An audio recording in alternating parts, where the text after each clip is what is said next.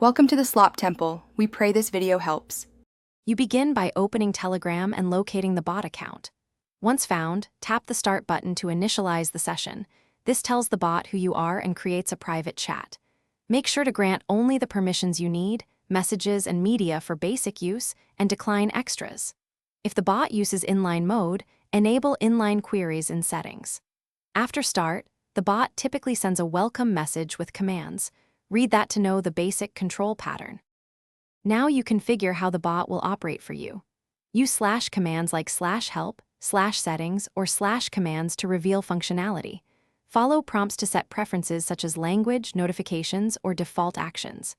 When the bot requests data, reply with exactly the format shown: dates, codes, or comma-separated lists, because strict input prevents errors.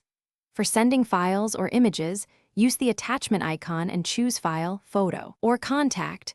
Once uploaded, confirm the bot's preview and press Send to process. To complete the task, check the bot's final message and verify results with a status or history command.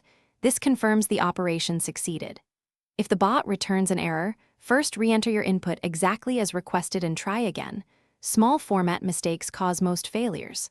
Once done, clear temporary files or revoke extra permissions if you no longer need them.